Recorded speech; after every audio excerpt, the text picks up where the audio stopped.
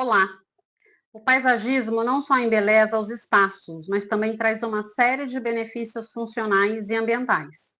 Um projeto bem elaborado pode transformar áreas comuns em refúgios naturais, que promovem bem-estar e qualidade de vida.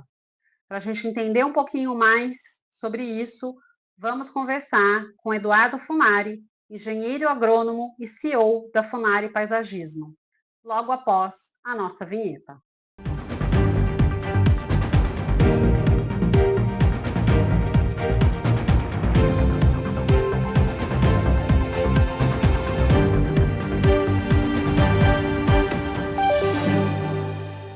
No programa de hoje, eu vou conversar com o engenheiro agrônomo e CEO da Funari Paisagismo, Eduardo Funari. Olá, Eduardo, tudo bom com você? Tudo bem, estou à disposição, hein? Tudo jóia. Eduardo, para a gente começar aqui esse nosso bate-papo, eu queria que você falasse um pouquinho de você e da sua formação e experiência profissional.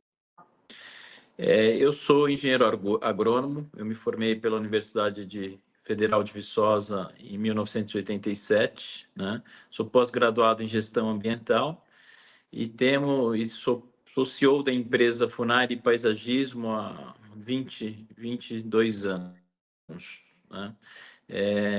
Nossa formação hoje é vinculada à implantação de paisagismo, a projetos de irrigação, a recuperações ambientais e trabalhos todos vinculados à descontaminação e recuperação de solos. Perfeito. Dá um exemplo deste trabalho aí que você acabou de falar, de recuperação de solo, né? Me fala aí algum trabalho de destaque. Nós temos ao longo da nossa existência vários trabalhos, e talvez um dos trabalhos mais interessantes que nós executamos foi aqui na Marginal do Rio Pinheiros, onde você tinha o antigo incinerador da prefeitura, né, ao lado da antiga editora Abril, que era um incinerador de produtos de remédios, remédios vencidos e produtos químicos, né? Então, essa área foi totalmente recuperada e tornou-se um parque público, né, de uso contínuo, totalmente descontaminado após esse trabalho. Foi um trabalho bem interessante que nós fizemos e tornamos uma área totalmente contaminada e inóspita dentro da cidade de São Paulo, na região de Pinheiros, acessível à população, com hortas comunitárias, com aulas de meio ambiente, danças e integração homem e meio ambiente, bastante interessante nesse espaço. Perfeito.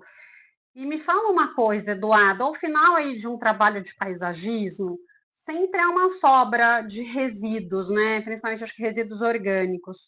Como que eles são tratados? Hoje nós temos uma política de resíduo zero dentro da Funari Paisagismo, né? Onde todo o resíduo orgânico, a gente faz compostagem desse material, então a gente transforma todo o resíduo biológico de plantas, né? Nós transformamos isso em compostagem e tornamos esse material reaproveitável em forma de adubo orgânico de alta qualidade. E os resíduos de plástico, caixarias, tal, a gente tem destinação de devolução aos nossos fornecedores para reaproveitamento. Então, hoje nós temos a política de resíduo zero que funciona muito bem e na nossa área de paisagismo é muito fácil e acessível fazer tudo isso. Ah, perfeito. Eu até, né, eu ia te perguntar se é possível, então, dentro de um projeto aí paisagístico, elaborar um trabalho onde esse tratamento aí de resíduos, né, de um para construção e para a formação do jardim ou do parque, ele forma um ciclo autossustentável. Então, dando uma destinação aí adequada para todos esses resíduos. Então, pelo que você está me falando, é possível. Sim, é possível e nós já implementamos em vários locais, em praças públicas, inclusive, é possível. A gente tem alguns exemplos aí de praças de áreas públicas que a gente assumiu em forma de PPP, de associação, assim por diante, onde a gente conseguiu introduzir a compostagem como forma de recuperação do solo, porque os solos são solos, às vezes, muitas vezes degradados, de baixo teor nutricional, com baixos teores de matéria orgânica, e você precisa recompor esses solos, né? Às vezes solos de escavação, solos degradados por erosão, Então, todo esse trabalho, além de você permitir o resíduo zero, você permite o trabalho de recuperação ambiental dessas áreas. Uhum, perfeito. E né, grandes jardins aí, como em São Paulo a gente tem o Museu do Ipiranga, o parque ali que fica, né, o próprio Parque do Ipiranga, ele pode ser utilizado como uma ferramenta para o sequestro, né, para o resgate de carbono, porque eu acho que essa é uma dúvida que muita gente tem. No elaborar um jardim, um parque, é óbvio que talvez aí numa residência a escala seja muito pequena, mas numa grande área, é possível a gente ter esse sequestro, esse resgate aí do carbono? É possível. Quando a gente fala de resgate de carbono, né, hoje comercialmente, nós estamos falando em grandes áreas, né, de florestas e tudo mais. Mas quando você parte para as áreas urbanas, é possível sim você ter, até como forma emblemática, como forma de educação ambiental, você utilizar essas áreas como resgate de carbono. Porque tudo que é verde, na verdade, hoje você usa os créditos das árvores, mas tudo que é vegetação verde, teoricamente, você pode fazer resgate de carbono. Então, e nós temos isso dentro de data center hoje, que a gente cuida a gente cuida de um data center de grande porte em Mojimirim, do Banco Itaú, onde nós temos esse programa de resgate de carbono com uma área de APP grande. E então é possível você fazer isso em forma até de plataformas digitais, online, verificando quanto você recupera de crédito de carbono todo dia. Ai, maravilha. E acho que é interessante acompanhar isso, né? Acho que principalmente quando você traz isso para aquela verificação quase que imediata ou diária, esse acompanhamento, eu acho que torna mais palpável, né, para quem está fazendo, para quem está investindo no projeto poder acompanhar. Porque quando a gente fala de sequestro de carbono é algo muito intangível, né? Muito talvez aí distante da realidade da maioria das pessoas. Então, esse acompanhamento é algo que acho que fica uma forma mais presente, né? Mais realista. Sim, é até uma forma de vender. Primeiro, hoje o mercado compra muito isso, né? Os empreendimentos vinculados à parte de sustentabilidade têm mais valor de mercado, né? Então é interessante você conseguir mostrar para o teu usuário, para quem está alugando o espaço ou comprando aquele espaço, que você tem uma política de sustentabilidade dentro do empreendimento urbano, né? Que isso é o mais difícil. Uhum, perfeito.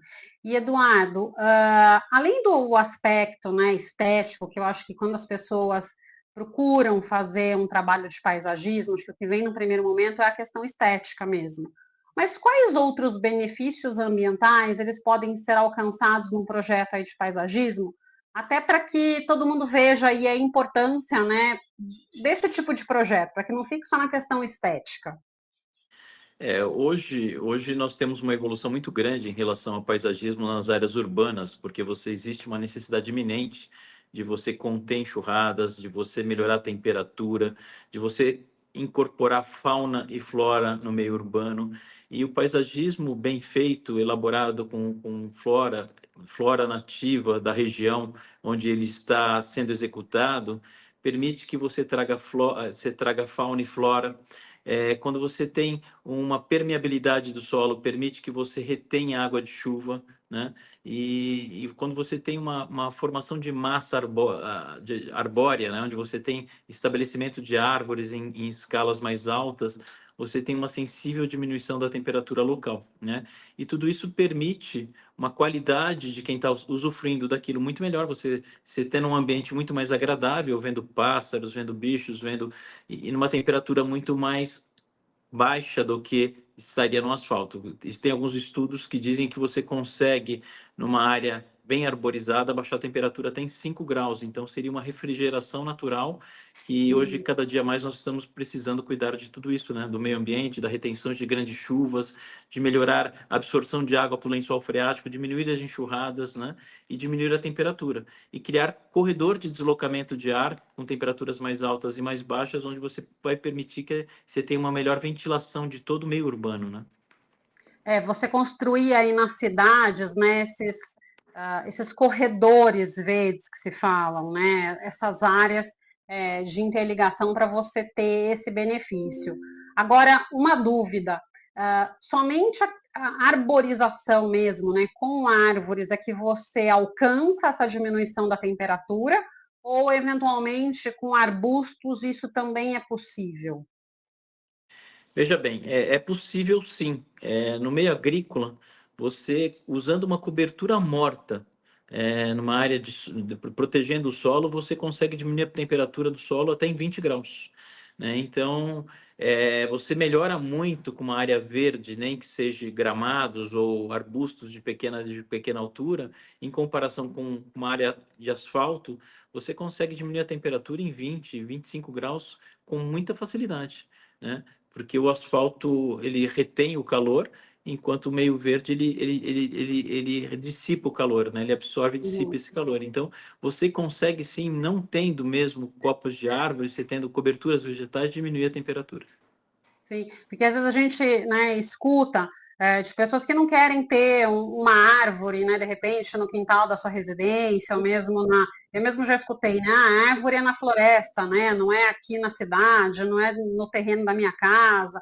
Mas acho que a importância de se tratar a questão do paisagismo, né, ainda que seja aí com um paisagismo um pouco mais arbóreo ou com árvores mais adequadas para o centro urbano, porque acho que tem isso também, acho que a maioria aí dos municípios vivenciaram árvores sendo plantadas, mas sem um cuidado técnico a respeito da tipologia, do que impacta, né, menos o calçamento público, a rede elétrica. Então, tudo isso precisa ser contemplado. Eu acho que isso é um trauma muito que as pessoas acabam tendo, né? Porque o muro levanta o muro, derruba o muro, tem esse problema que acaba provocando na residência, mas acho que é por uma inadequação aí das espécies que estavam plantadas. Então, o paisagismo ele acaba fazendo toda essa análise também, né, de qual seria a melhor árvore, a melhor vegetação, a melhor espécie para aquele local, certo?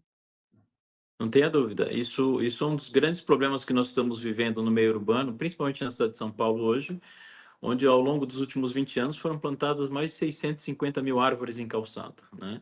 E o que acontece hoje, né? Por falta de manejo e por falta de estratégia, né, de exatamente o que você falou, árvores adequadas àquele local, você causa problemas, porque às vezes você planta árvores de grande porte embaixo de fiação, às vezes você planta árvores com sistema radicular muito agressivo ou mal Uhum. plantadas que levantam calçadas e asfalto, né? E tudo Uhum. isso incorre em riscos depois de quedas de energia, de inclusive morte, né? Porque árvores de grande porte caindo sobre uma área de trânsito muito intenso de pessoas pode causar tragédia, não só material, mas tragédia humana, né? Uhum. Então, Sim. essa falta de conceito de manuseio da arborização urbana, por desleixo principalmente do meio público, né? Pode levar a problemas seríssimos, como nós estamos vendo hoje com grandes tempestades na cidade de São Paulo, onde nós temos 20, 30, 50 árvores caídas numa grande tempestade na cidade hoje. Sim, você sabe, Eduardo, né, eu sou de Campinas, aqui em Campinas, ano passado, logo no início do ano, a gente teve uma situação dessa, em que um motorista, né, dirigindo ali o seu veículo, a árvore caiu e ele veio a óbito num parque aqui, a mesma situação, uma criança também acabou morrendo, né, pela queda da árvore em períodos de chuva. E o que a gente vê é isso, as raízes acabam ficando prejudicadas, né? Uma poda às vezes mais agressiva, sem tanto cuidado. Então, é uma combinação aí que acho que precisa ser revista até pelo poder público, e acho que a população, de um certo modo, também precisa estar aberta para essa vegetação nas cidades, que é algo importante.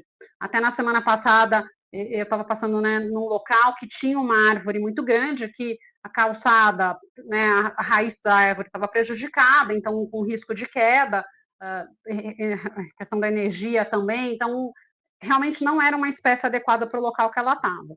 E cortaram a árvore. Eu falei assim, nossa, que diferença, né? Que judiação, era uma árvore que dava sombra, que, nossa, né? Como parece que aumentou o espaço.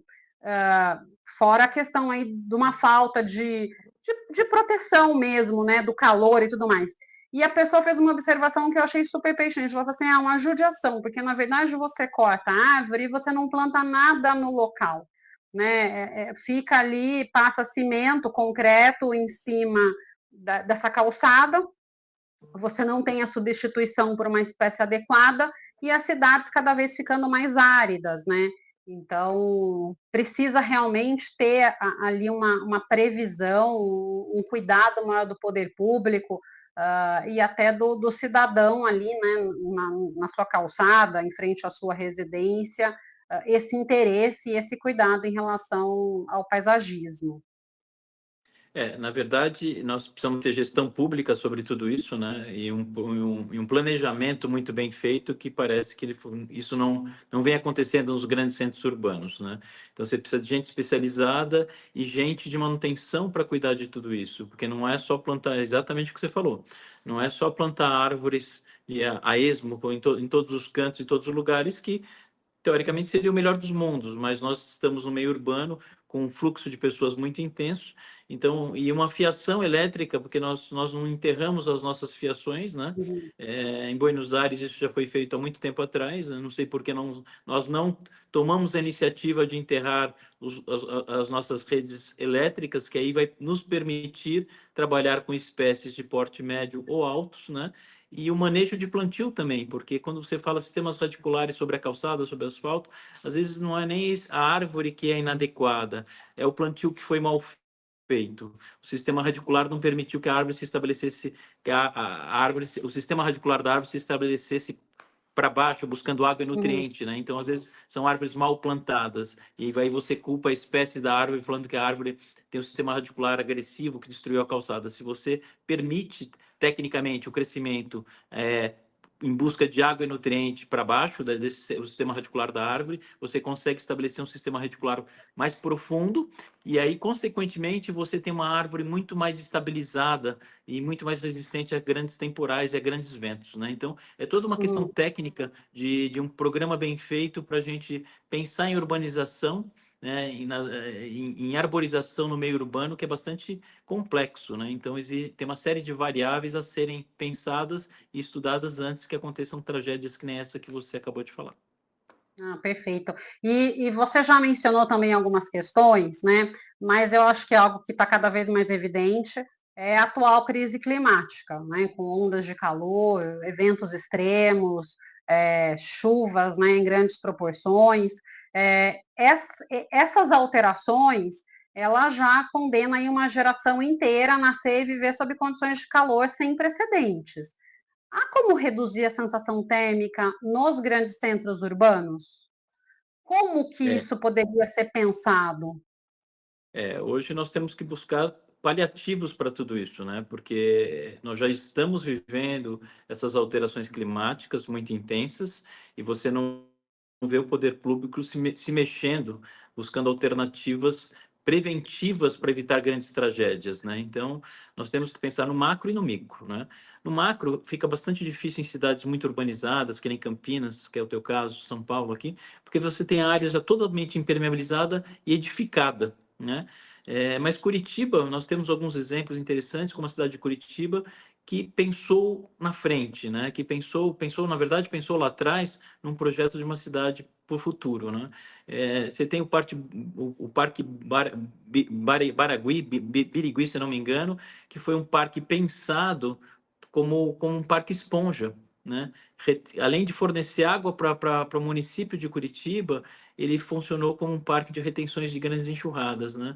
Então, é, essas alternativas que são os parques esponjas, os parques lineares, que você integra a comunidade local com lazer e você consegue fazer as retenções de grandes enxurradas, é um fator determinante para as grandes áreas. Você trabalha com a parte dos grandes alagamentos, das grandes enchentes, que você pode trazer qualidade de vida para a população e fazer um trabalho muito mais barato que os grandes piscinões que são feitos de concreto, né? Que são Uhum. totalmente inóspitos ao meio urbano e caríssimos, né, para executar, de forma muito mais inteligente e urbana. E você traz qualidade de vida para a população local, né? Isso referente às enchentes, né?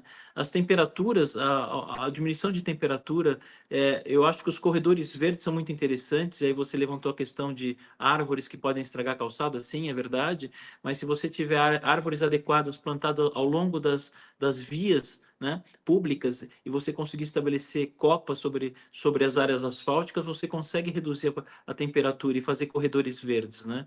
E os parques, né, que eu acho que é muito importante você ter essa preocupação de pensar em parques arborizados, as grandes copas de árvores têm um poder de refrigeração impressionante, né? Se você pega árvores de grande porte em áreas abertas, elas têm uma capacidade de reduzir a temperatura. Normalmente, nós nos abrigamos de grandes calores embaixo de grandes copas de árvores que são muito mais frescos, né? Isso é a nossa sensação térmica, né? Então, a gente sente na pele isso. Então, tudo isso conceitualmente, hoje, numa cidade já totalmente desestruturada, que nem São Paulo, fica tudo muito mais caro você fazer, mas existem alternativas, existem as micro-alternativas, né? Você pode fazer as calçadas podem ter pequenos bolsões de paisagismos, né? Em vez de bueiros, para reter águas que estão escorrendo que iriam para o bueiro. Você pode fazer bolsões verdes de retenções de água em cada quarteirão para você diminuir a água que escorre, diminuir a velocidade da água. Então, você tem que pensar no micro e no macro. E quando você fala em gestão urbana, você tem que estimular que as leis permitem que você, nos novos empreendimentos, você faça telhados verdes, você faça retenções de água, de chuva nos empreendimentos que estão sendo construídos. Tudo isso são paliativos que vão vir ajudar no futuro a diminuir as grandes tragédias que nós estamos sujeitos com as mudanças climáticas em Uhum. acontecimento no momento.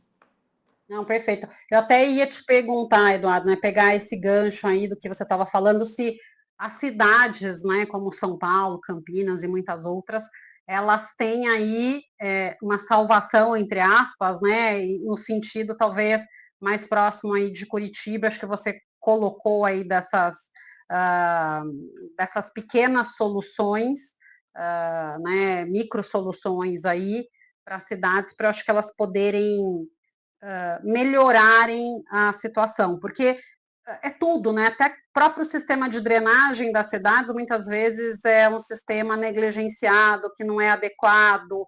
Então, você trabalhar aí com esse paisagismo, né, nas calçadas, praças, o que der para a gente aumentar de área verde, área que retenha aí essa água de chuva, eu acho que talvez aí sejam soluções para melhorar a qualidade de vida nesses centros urbanos, né? É isso mesmo do que eu entendi, tá correto? É isso mesmo. E temos outras alternativas urbanas, né? Hoje você tem a calçada permeável, que é uma técnica possível de você introduzir, né? Você torna as calçadas permeáveis, então as águas perlocam por aquele material e vão ser retidas pelo solo. Hoje você Seria o tem piso asfalto. drenante. Piso drenante. Hoje você tem asfalto Ah, drenante, né? Você já tem tecnologia para asfalto drenante, né? A gente vai ter que começar a pensar dessa forma, porque como as cidades, os grandes centros são totalmente impermeáveis, como você vai fazer daqui para frente para amenizar o problema, né? Então sim. nós vamos ter que nos reinventar, né?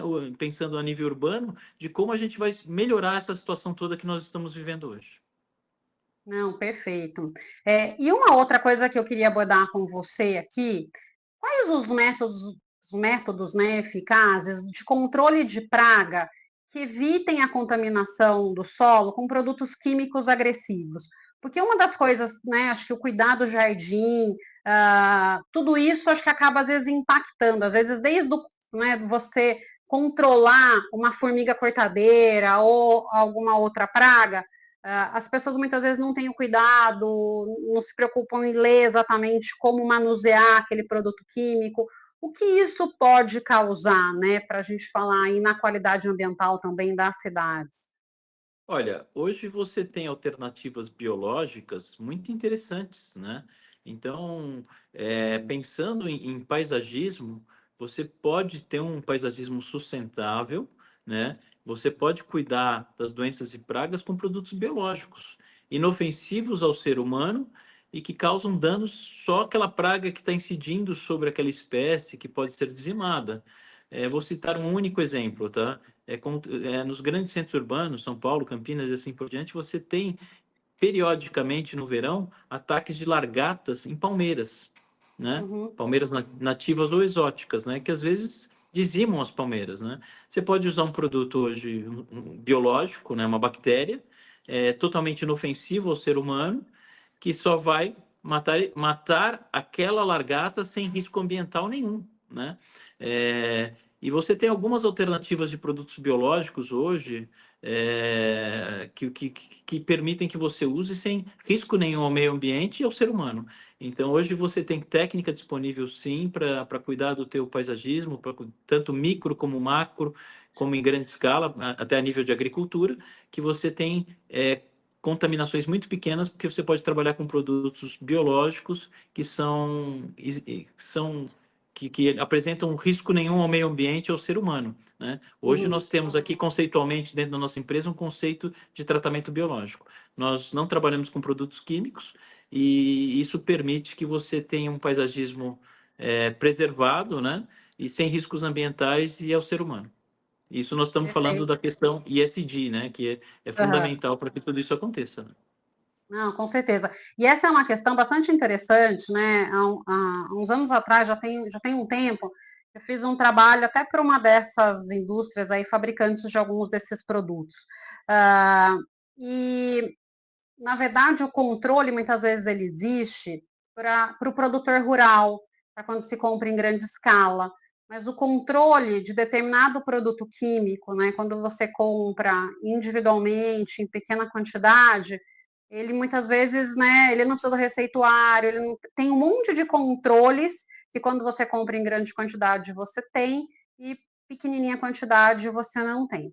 Mas se todo mundo usa um defensivo agrícola no seu jardim, né, eu e meus vizinhos, esse solo acaba se contaminando, não dá, né? E mesmo porque a gente também não tem todo o cuidado, toda a técnica, por mais que, né, você tente tomar todos os cuidados, é, às vezes a gente não faz da maneira correta. Então, tudo isso provoca ali uma contaminação. Então, este controle, ele é super importante, né? Então, a gente passar a tratar os jardins de uma maneira mais com produtos biológicos no combate a pragas, realmente é algo importante a ser pensado. E uma prática a ser difundida também, né? Porque primeiro, acho que o consumidor fica com receio, será que vai ser tão eficiente quanto outro determinado produto?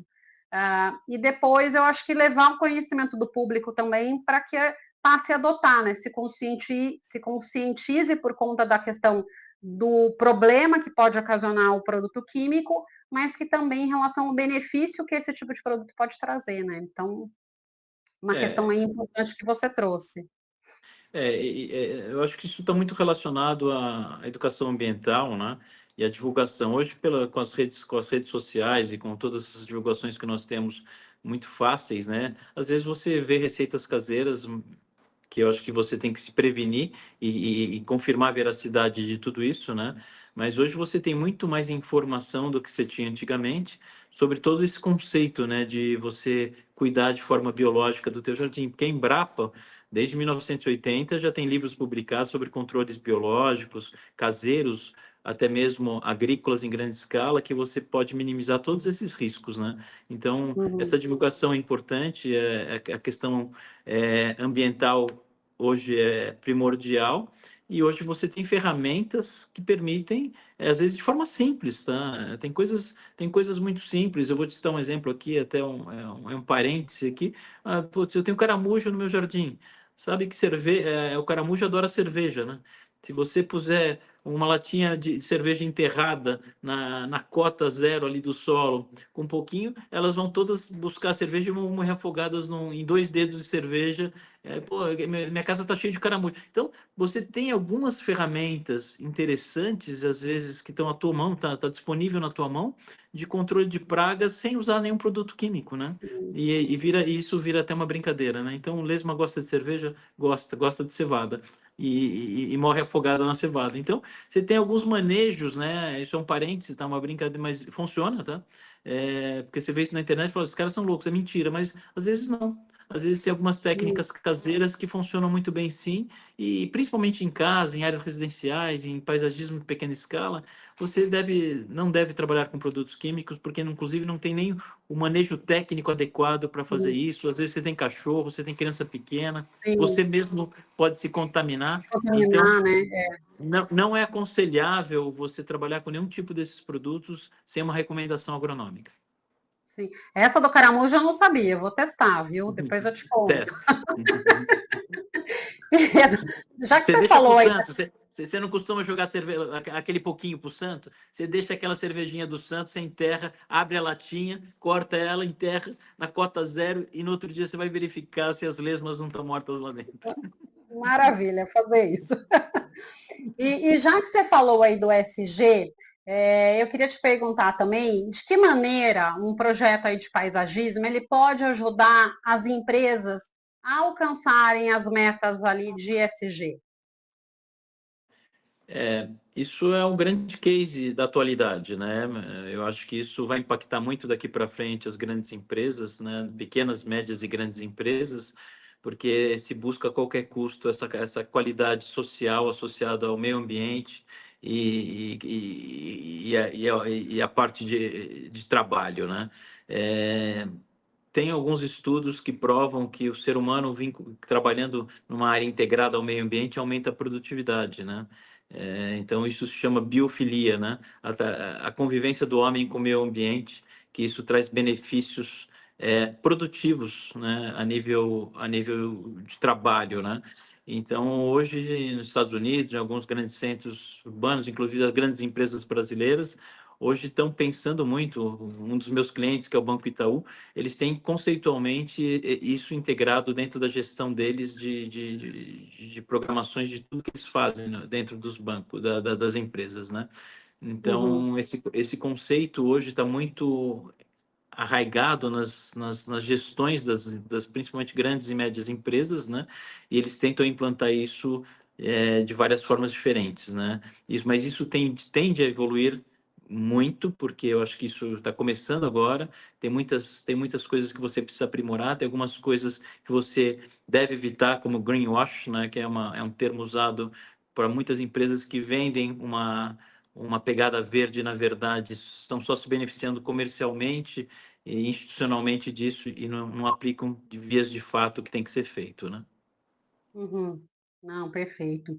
E Eduardo, para quem ainda não está convencido, né, dos benefícios aí de um paisagismo, traz aí algum exemplo de benefícios, né, de um modo geral, que um bom projeto, né, e bem executado de paisagismo ele pode proporcionar.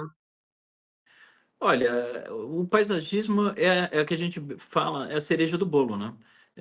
Tanto na tua residência, como numa área institucional, né? Como numa área, nos parques de grandes centros urbanos, né? Vou te citar um exemplo de uma obra que nós executamos aqui na Avenida Henri Duran, que é aqui no Morumbi, em São Paulo, né? Onde nós foi um projeto da empresa Multiplan, da Multiplan Office, é um centro de escritórios ali numa área, onde hoje são filmadas todas as propagandas de automóvel hoje que são lançadas no Brasil. Embaixo dessas palmeiras, são palmeiras canarienses, é uma alameda de palmeiras de canarienses plantadas aí ao longo da via pública, que parece que você está em outro mundo, né? Então, isso agrega qualidade paisagística, agrega qualidade de vida, todo mundo curte aquele ambiente muito agradável. Dentro desse mesmo empreendimento, nós fizemos uma floresta a 12 metros de altura dentro do empreendimento, onde no entorno você tem restaurantes e cafés que você curte um ambiente extremamente agradável. Isso agrega qualidade àquelas estruturas comerciais que estão ali no entorno, né? Então, toda essa estrutura de criação mesmo nas residências, onde você cria um paisagismo exuberante, você valoriza a venda da tua casa comercialmente, fora a integração das pessoas que estão vivendo ali naquele ambiente, convivendo com o verde, com áreas. Então você traz qualidade de vida, né? Na verdade, o que nós estamos buscando a todo custo no meio urbano é qualidade de vida. E Uhum. o paisagismo tem essa capacidade de integrar o meio ambiente, de trazer inclusive equilíbrio mental, né, comprovadamente, né, em áreas que você consegue conviver com meio, com meio, um meio mais menos hostil do que o asfalto, automóveis e barulho. Você ouvir o canto de passarinhos, você conviver e andar nessa natureza te traz equilíbrio e te traz muito mais qualidade de vida, né? É mais saúde, é mais tudo, né? É o que você falou, só de olhar aí para um bom paisagismo é diferente do que você olhar só para concreto. Então, e isso de uma forma multiplicada, você tem aí um efeito positivo significativo nas cidades, né? Então, realmente é algo aí que as pessoas precisam se importar mais, né, refletir um pouco mais. E o que a gente vê muito, infelizmente, é a questão da praticidade, né? Deixa eu cimentar todo o meu quintal, deixa eu cimentar toda a frente da minha casa, que é mais fácil a manutenção do que eu ter ali um bom paisagismo sendo executado, né, Eduardo? Essa questão é cultural, né? As É. pessoas vão ter que começar a entender que essa convivência com o verde, que você falou, às vezes o cara não quer plantar uma grande árvore na casa dele, que pode ser um risco, é verdade, pode ser um risco para a casa dele, mas ele pode plantar arbustos, forrações, ele pode ter um gramado para os filhos dele pisarem na grama, eles podem ter um pé de jabuticaba, para os filhos dele subirem no pé de jabuticaba e saberem o que é comer uma jabuticaba no pé, né? Colher uma pitanga. São coisas simples que a natureza nos permite a todo momento, quando a gente está no meio rural, né, conviver com isso, mas no meio urbano tem crianças que não têm acesso a isso, não sabem nem o que é um pé de alface, não, ter uma horta orgânica na sua casa, né, onde você colhe a sua cebolinha e a tua salsinha para você usar na salada à noite, ou teu pé de alface, isso é uma delícia, né, e fora a qualidade orgânica, você está comendo material orgânico que você produz, fora a satisfação, e isso tudo é muito gostoso, né? Então você pode Uhum, integrar produção de frutas, de verduras, de legumes ao teu paisagismo, por que não, né? Você pode buscar ser autossustentável em algumas espécies. Eu tinha um pé de limão na minha casa, que por 20 anos eu nunca comprei, com 3 filhos, eu nunca comprei um limão na minha casa, porque o limão produzia o ano todo, eu cuidava dele, evidente, e nós tínhamos, por 20 anos, minha família foi abastecida com um único pé de limão no fundo da minha casa, sem eu precisar comprar limão. Então, é possível? É possível. uhum. É isso mesmo. Concordo aí com você. Eduardo, para a gente finalizar, eu queria que você deixasse uma mensagem aqui para a nossa audiência. Olha, eu sou muito otimista quanto à nossa capacidade de resolver problemas e caminhar para um futuro melhor. Eu acho que nós estamos ainda engatinhando, né? Principalmente o Brasil, acho que ainda precisa de muita, muita gestão pública e privada para a gente melhorar nossas instituições e cuidarmos do nosso meio ambiente, da nossa saúde e do nosso futuro, né? Mas eu vejo que nós estamos desenvolvendo técnicas, nós temos gente capacitada, nós temos universidades com tecnologia disponível, né? E com gente muito competente, né, para criar e desenvolver soluções para tudo isso que nós estamos vivendo hoje, para a gente ter um futuro para os nossos filhos, para os nossos netos, um pouco mais equilibrados, um pouco menos arriscados do que nós estamos vivendo hoje. Mas para tudo isso nós precisamos nos conscientizar, população, a sociedade tem que se conscientizar e buscar essas melhorias a qualquer custo e não esperar que isso aconteça, que venha de uma gestão pública, se a gente não for ativo e não buscarmos resolvermos os nossos problemas como sociedade. Uhum, perfeito. E como você bem disse, né, por que não começarmos aí com uma hortinha, um pé de alguma fruta específica para ser autossustentável em relação àquela fruta, né? Eu super estou de acordo com você, eu faço isso aqui em casa e realmente é uma delícia, né? Você Sim. toda hora está indo lá na horta, colher alguma coisa, complementar os temperos, né? Fruta, o que você tiver, realmente vale a pena. Então, fica aí a nossa sugestão, né, Eduardo? Sim, eu acho que nós temos que cuidar aí, desde o micro até o macro, né, de buscar qualidade de vida, né, e não integrar a responsabilidade total disso para a área pública, né. Se nós, como Sim. sociedade, não nos mobilizarmos e não buscarmos alternativas, que nós temos capacidade para isso, nós vamos perder tempo e talvez seja tarde demais, né. Perfeito, maravilha. Eduardo, muito obrigada, viu, pela sua participação no nosso programa de hoje. E já deixo aí o convite para que você volte mais vezes e que a gente converse aí sobre esse tema, que eu acho que é de extrema importância para todos.